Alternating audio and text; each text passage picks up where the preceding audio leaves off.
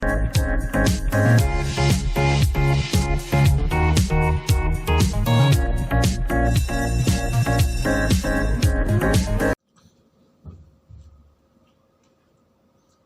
મિત્રો, આપણે ગઈકાલે લેક્ચરની અંદર આપણે ફ્લક્સ વિશે વાત કરી હતી અને કાર્બન વોટર રિડક્શન જોયું હતું. જે આપણો આ પ્રશ્ન અધૂરો હતો એ આપણે આજે આ લેક્ચરની અંદર જોઈએ.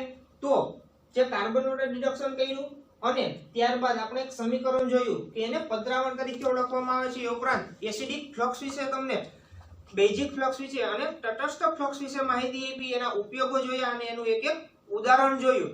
એ તમારે એમસીક્યુ માટે જાણવા જરૂરી હતા. હવે બીજો પોઈન્ટની વાત કરીએ તો કાર્બન મોનોક્સાઇડ વડે રિડક્શન કરતા. શેના વડે? તો કે કાર્બન મોનોક્સાઇડ વડે રિડક્શન કરતા. શેનું રિડક્શન કરવાનું છે? ધાતુના ઓક્સાઇડનું રિડક્શન કરવાનું છે. તો કાર્બન મોનોક્સાઇડ વડે રિડક્શન કરતા તમારા મેઇન પ્રશ્નની અંદર પણ તમને કીધેલું છે કે રિડક્શન કરતા તરીકે કાર્બન અને કાર્બન મોનોક્સાઇડના ઉપયોગનું વર્ણન કરો. તો આપણે કાર્બન વડે જે રિડક્શન હતું એ આપણે નેક્સ્ટ લેક્ચરની અંદર આગળના લેક્ચરની અંદર જોયું હતું. હવે આ લેક્ચરની અંદર કાર્બન મોનોક્સાઇડને પણ જાણવો ખૂબ જ જરૂરી છે. એટલે કાર્બન મોનોક્સાઇડ વડે રિડક્શન કરીએ તો આપણે આયન ઓક્સાઇડ છે એનો શું કરે તો કે એમાં એક સમીકરણ લઈ લઈએ, એનું આપણે આયન ઓક્સાઇડ એટલે કે FeO માં રિડક્શન કરી અને રૂપાંતર કરીએ છીએ. હવે જ્યાં FeO છે એની કાર્બન મોનોક્સાઇડ વડે રિડક્શન કરો અને એને ગરમી આપો તો શું થાય છે તો કે Fe ધાતુ એટલે કે આયન આપણને પ્રાપ્ત થાય છે. અને વધારાનું આ પ્રક્રિયા સમીકરણની અંદરથી શું દૂર થાય છે તો કે કાર્બન મોનોક્સાઇડ સાથે ધાતુના ઓક્સાઇડમાં રહેલો ઓક્સિજન છીનવી લે છે, એટલે કે એનું રિડક્શન થાય છે અને આપણને કાર્બન ડાયોક્સાઇડ વાયુ બાષ્પ સ્વરૂપે પ્રક્રિયાની અંદરથી દૂર થાય છે. હવે એ ઉપરાંત પ્રશ્નની અંદર શું કીધું છે તો કે અન્ય ધાતુના ઉપયોગથી, અન્ય ધાતુ એટલે કે એવી ધાતુઓ જે રિડક્શન કરતા તરીકે વધારે પ્રમાણમાં સક્રિય હોય એવી ધાતુઓ સાથે પ્રક્રિયા કરવાથી પણ આપણે ધાતુના ઓક્સાઇડ છે એનું રિડક્શન સરળતાથી કરી શકીએ છીએ. તો ત્રીજું આપણે રિડક્શન કઈ રીતે થાય એના વિશે વાત કરી લઈએ. અન્ય ધાતુ વડે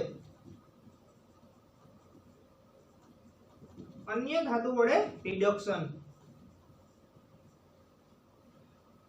હવે અન્ય ધાતુની અંદર એટલે કે વધારે પ્રમાણમાં સક્રિય હોય એ લેવાનું, બરોબર. તો એની અંદર આપણે ધાતુના ઓક્સાઇડ તરીકે ધારો કે આપણે આયન ઓક્સાઇડ લઈ લઈએ એટલે કે Fe2O3 પ્લસ વધારે પ્રમાણમાં સક્રિય એની જગ્યાએ લઈ લઈએ આપણે ક્રોમિયમ. શું લઈએ? ક્રોમિયમ. હવે એને ગરમી આપો એટલે શું થાય છે કે આયન ઓક્સાઇડમાં રહેલા ઓક્સિજન શું કરે છે તો કે ક્રોમિયમ છે એ આયન ઓક્સાઇડ કરતા વધારે પ્રમાણમાં સક્રિય હોવાને કારણે એની અંદર રહેલા ઓક્સિજનને પોતાની બાજુ છીનવી લે છે. એટલે કે આપણને શુદ્ધ ધાતુ તરીકે આયન પ્રાપ્ત થાય છે અને Cr2O3 એટલે કે ક્રોમિયમ ઓક્સાઇડ પ્રક્રિયાની અંદરથી દૂર થાય છે. તો આ રીતના ત્રણ અલગ અલગ કાર્બન વડે રિડક્શન, કાર્બન મોનોક્સાઇડ વડે અને અન્ય ધાતુઓ વડે રિડક્શન. એ ઉપરાંત વિદ્યાર્થી મિત્રો આપણે જોઈએ કે કેટલાક ધાતુના ઓક્સાઇડ એવા હોય કે જેનું રિડક્શન કરવું ખૂબ જ મુશ્કેલ હોય છે, બરોબર. આ રીતે સરળતાથી આપણે એનું રિડક્શન કરી શકતા નથી. તો એવો કયો ઓક્સાઇડ છે કે એનું રિડક્શન ખૂબ જ મુશ્કેલ છે તો કે એલ્યુમિનિયમ ઓક્સાઇડનું રિડક્શન. એના વિશે વાત કરી લઈએ. તો એલ્યુમિનિયમ ઓક્સાઇડનું રિડક્શન Al2O3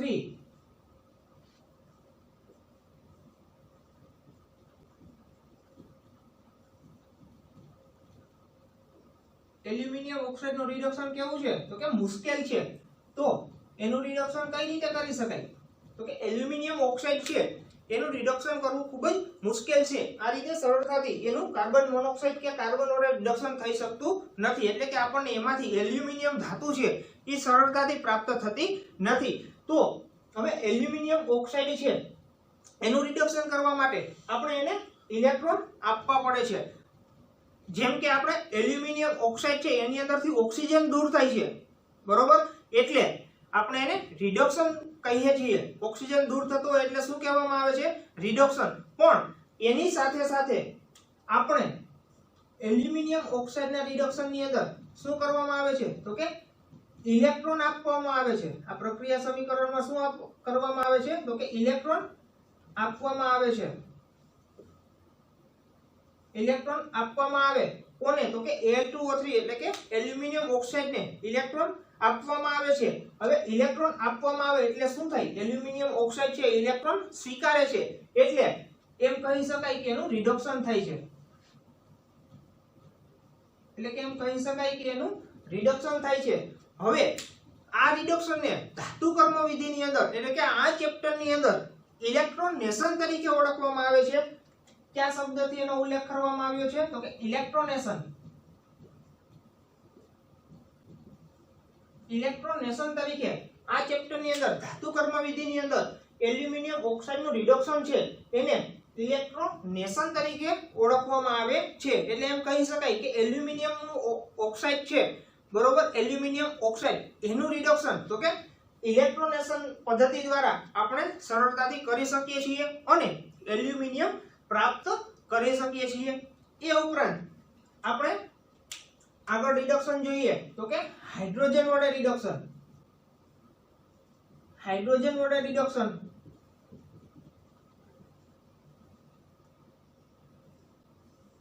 હવે હાઇડ્રોજન વડે રિડક્શન છે એ ખરેખર કેવું છે? તો કે અસલામતી ભર્યું છે. એટલે કે એનાથી આપણી જે સલામતી છે એ જોખમાય છે. હાઇડ્રોજન વડે રિડક્શન કરવામાં આવે ત્યારે શું થાય છે?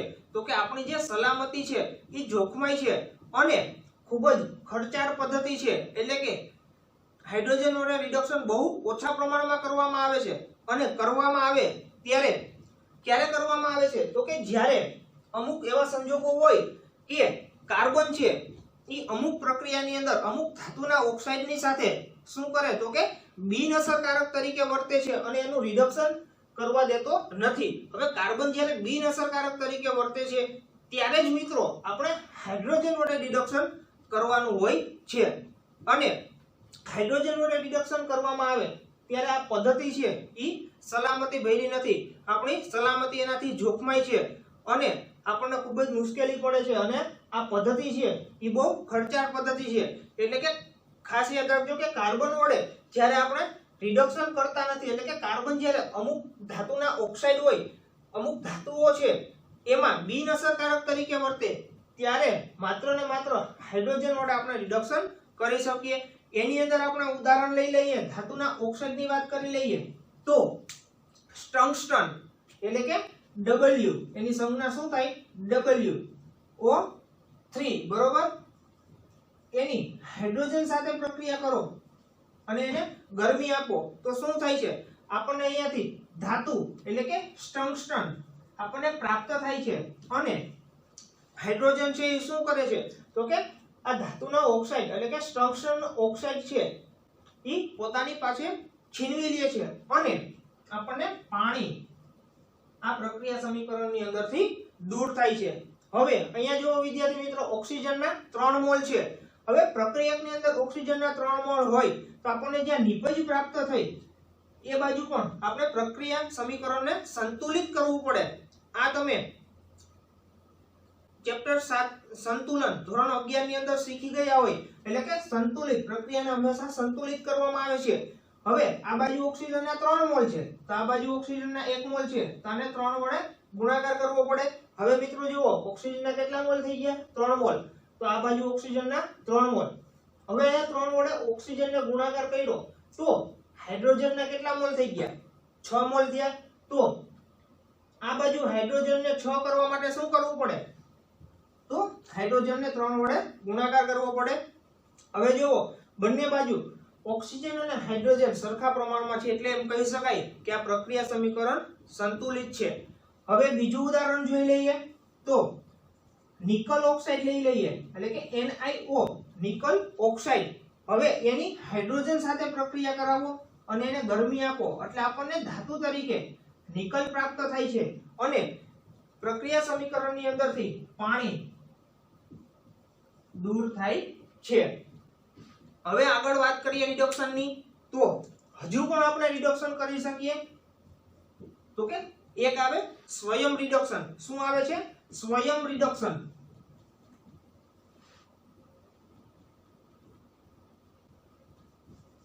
સ્વયં રિડક્શન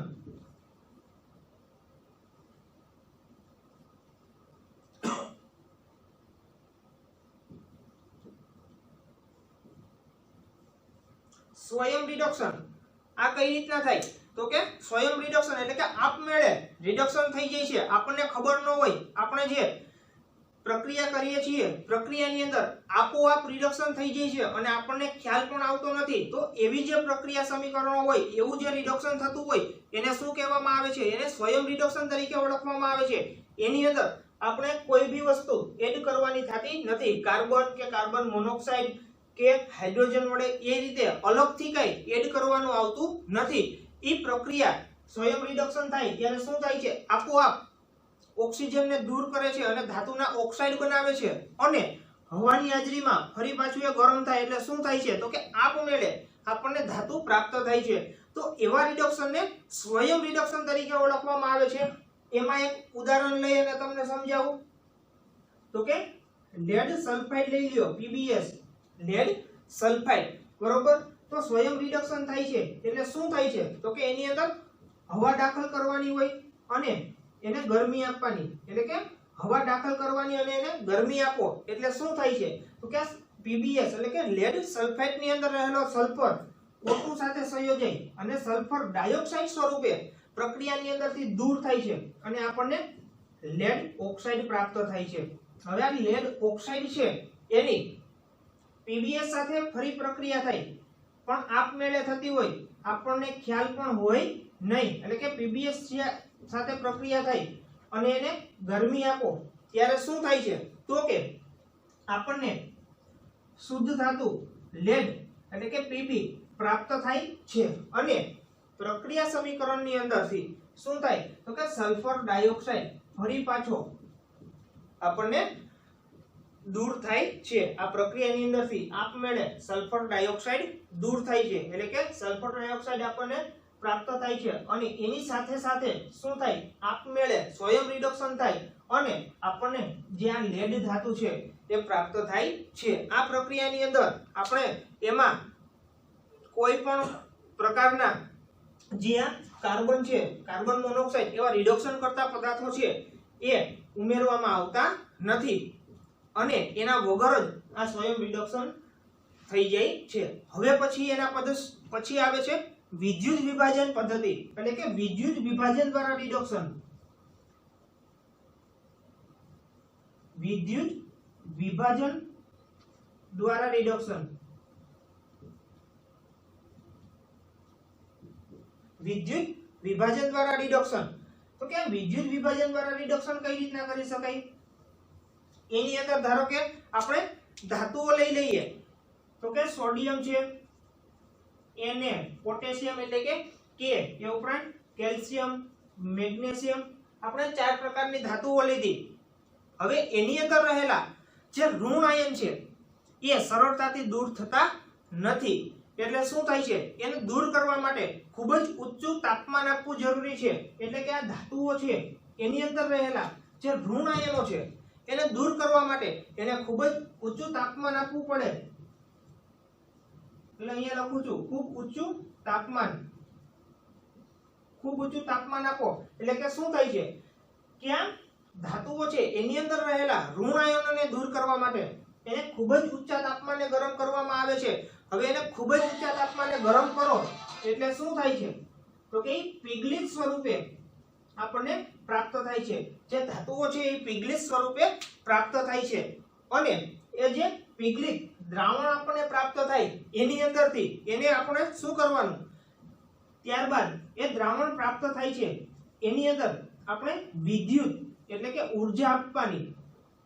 એટલે કે તમે જ્યારે એ પીગલિત સ્વરૂપમાં આપણને જે દ્રાવણ મળે છે એને જ્યારે તમે વિદ્યુત એટલે કે ઊર્જા આપો છો ત્યારે તેનું શું થાય છે? તો કે વિભાજન થાય છે। ત્યારે તેનું વિભાજન થાય છે અને અંતે આપણને સોડિયમ ધાતુ એટલે કે સોડિયમ ધાતુ મળે છે અને ક્લોરીન વાયુ બંને આપણને પ્રાપ્ત થાય છે। હવે આ સોડિયમ ધાતુ છે આ કેથોડના સળિયા હોય વિદ્યુત વિભાજન છે ચેપ્ટર 3 ની અંદર કે વિદ્યુત રસાયણ એની અંદર આનો અભ્યાસ આપણે સારી રીતે કરવાનો છે અને એનોડ ઉપર શું પ્રાપ્ત થાય છે તો કે Cl2 વાયુ। હવે કેથોડ ઉપર હંમેશા શું થતું હોય તો કે કેથોડ ઉપર હંમેશા રિડક્શન થતું હોય એટલે કે કેથોડ ઉપર શું થાય છે તો કે કેથોડ ઉપર રિડક્શન થાય છે અને એનોડ ઉપર શું થાય છે તો કે ઓક્સિડેશન થાય છે। હવે કેથોડ ઉપર રિડક્શન થતું હોવાને કારણે આપણે શુદ્ધ ધાતુ સોડિયમ પ્રાપ્ત થાય છે અને એનોડ ઉપર ઓક્સિડેશન થતું હોવાથી એની અંદર આપણને જે ઋણ આયન પછી અહીંયા સોડિયમ ક્લોરાઇડ હોય પોટેશિયમ ક્લોરાઇડ હોય કેલ્શિયમ ક્લોરાઇડ હોય કે કેલ્શિયમ સલ્ફેટ હોય સોડિયમ સલ્ફેટ હોય બરોબર પોટેશિયમ આયોડાઇડ હોય એવી રીતના અલગ અલગ હેલોજન બરોબર એ ઉપરાંત નેગેટિવ એટલે કે ઋણ આયન હોય એને આપણે આ વિદ્યુત વિભાજન દ્વારા આપણે એનું રિડક્શન કરી અને આપણે શુદ્ધ ધાતુ પ્રાપ્ત કરી શકીએ છીએ। આના વિશે વધારે પ્રમાણમાં અભ્યાસ ચેપ્ટર 3 ની અંદર વિદ્યુત રસાયણ એની અંદર સારી રીતે આ બધી પદ્ધતિઓનો અભ્યાસ કરવાનો છે। હવે એ ઉપરાંત આવે છે છેલ્લી પદ્ધતિ તો કે સાયનાઇડ પદ્ધતિ અને એ ઉપરાંત આવે છે સાયનાઇડ પદ્ધતિ અને હાઇડ્રો ધાતુ કર્મ વિધિ। શું કરવામાં આવે છે લાસ્ટ અને છેલ્લી પદ્ધતિ તો કે હાઇડ્રો ધાતુ કર્મ વિધિ। હાઇડ્રો ધાતુ કર્મ વિધિ છે એની અંદર નિક્ષાલન કરવામાં આવે। શું કરવામાં આવે છે નિક્ષાલન। તો મિત્રો આપણે શરૂઆતના ચેપ્ટર ની અંદર જ આપણે નિક્ષાલન પદ્ધતિ વિશે સારી રીતે અભ્યાસ કર્યો હતો। એની અંદર શું કરતા હતા તો કે અશુદ્ધ ધાતુનું દ્રાવણ હતું। અશુદ્ધ ધાતુ હોય એનું આપણે દ્રાવણ બનાવતા હતા। આપણે નિક્ષાલન વિશે ખૂબ જ સારી રીતે આ ચેપ્ટર ની અંદર પહેલા લેક્ચર ની અંદર આપણે વાત કરી ગયા હતા આખી પદ્ધતિ વિશે સરસ રીતે આપણે એની માહિતી પ્રાપ્ત કરી હતી। એટલે કે નિક્ષાલન છે એની અંદર અશુદ્ધ ધાતુનું દ્રાવણ લેવામાં આવે છે ત્યારબાદ શું કરવામાં આવે છે તો કે યોગ્ય પદાર્થ દ્વારા એનું રિડક્શન કરવામાં આવે છે। યોગ્ય પદાર્થ દ્વારા એનું રિડક્શન કરવામાં આવે છે અને આપણને શું પ્રાપ્ત થાય છે તો કે છેલ્લે એનું યોગ્ય પદાર્થ દ્વારા રિડક્શન કરો એટલે આપણને શુદ્ધ ધાતુ પ્રાપ્ત થાય છે। એ ઉપરાંત છેલ્લી પદ્ધતિ તો કે સાયનાઇડ પદ્ધતિ। એ ઉપરાંત આવે છે સાયનાઇડ પદ્ધતિ।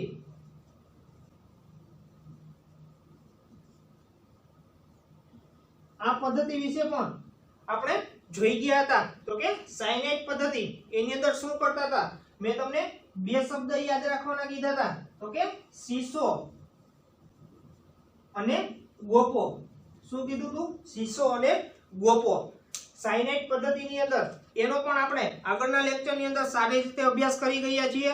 જો કોઈને યાદ ન હોય તો ફરી એકવાર લેક્ચરને રિપીટ કરી અને તૈયાર કરી લેજો નિક્ષાલન અને સાયનાઇડ પદ્ધતિ। હવે સાયનાઇડ પદ્ધતિની અંદર તમને શું યાદ રાખવાનું કીધું હતું સીસો અને ગોપો એટલે કે સી એટલે કે સિલ્વરની પ્રક્રિયા કોની સાથે કરવામાં આવે છે તો કે સોડિયમ ક્લોરાઇડ સાથે કરવામાં આવે છે અને ગોપો એટલે કે ગોલ્ડ ધાતુ છે એની પ્રક્રિયા પોટેશિયમ સાયનાઇડ સાથે કરવામાં આવે છે અને આપણે ધાતુઓ મેળવી શકીએ છીએ। એટલે કે સાયનાઇડ પદ્ધતિની અંદર શું આવે સીસો અને ગોપો।